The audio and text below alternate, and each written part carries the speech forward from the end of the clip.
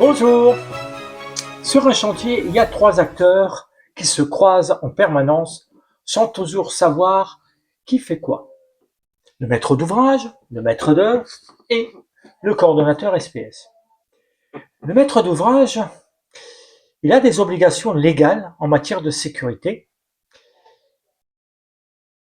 Alors, par réflexe, il se tourne vers son maître d'œuvre.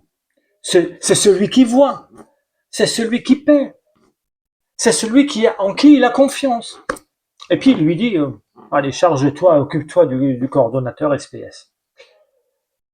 Le maître d'œuvre accepte. Ouais, tout simplement parce que c'est naturel, il l'a toujours fait, il coordonne toujours tout. Ben, pourquoi pas ça? De toute manière, bon, en réunion, c'est ce qu'il fait. Et SPS, lui, il s'adapte. Il envoie ses alertes au maître d'œuvre, il passe par lui pour les réunions, pour les documents, pour les décisions. Résultat, le triangle qui semble fonctionner, qui roule, bien sûr, naturellement, toujours sans problème, ils discutent entre eux, SPS téléphone au maître d'œuvre, ils s'échangent, jusqu'au jour où ça ne fonctionne plus. Parce que ce triangle n'existe pas dans la loi. Le CSPS répond au maître d'ouvrage, et uniquement et directement, sans intermédiaire. Le maître d'œuvre n'est pas dans la ligne de commandement. En aucun cas. Et quand une alerte du CSPS s'arrête au niveau du maître d'œuvre, sans remonter au maître d'ouvrage, les trois peuvent se retrouver dans le même dossier d'instruction. Le maître d'ouvrage, pour ne pas avoir été informé, il va se dire, j'ai mon maître d'œuvre qui est là. Le maître d'œuvre, lui, pour avoir filtré sans en avoir eu le droit. C'est pas son rôle. Et le CSPS, pour ne pas avoir alerté directement le seul et unique qui en avait l'autorité pour agir, c'est-à-dire le maître d'ouvrage. Ce n'est pas une question de mauvaise volonté, c'est une question d'habitude de chantier.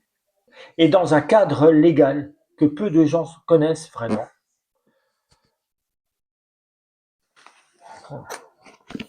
Ce que j'ai entre les mains là, c'est ma version auteur. C'est mon ouvrage de coordination SPS, les cas complexes disponibles, vous le voyez bien, voilà, disponible dès maintenant sur Amazon. Plus de 850 pages avec des QR codes qui renvoient directement au texte et jurisprudence et des versions PDF téléchargeables sur Amazon. Voilà, là j'ai mis une page où il y a des QR codes. Voilà, hop. Voilà, vous en avez deux ici. C'est soit pour des textes de jurisprudence, soit pour des textes pour aller vous renvoyer vers le Légicode. Dans ce cas-là, il n'y a pas de mise à jour. Parce que chaque fois, quand il y a un texte, il y a automatiquement la mise à jour qui se fait sur Légifrance. Sauf dans le cas extrême où le texte n'existe plus. Voilà. Je vous ai mis en commentaire tous les liens disponibles pour le livre de 850 pages, pour la version papier, ainsi que pour les versions PDF que vous pouvez avoir sur mon site marc-expertsps.fr. Je vous remercie, je vous souhaite une bonne journée.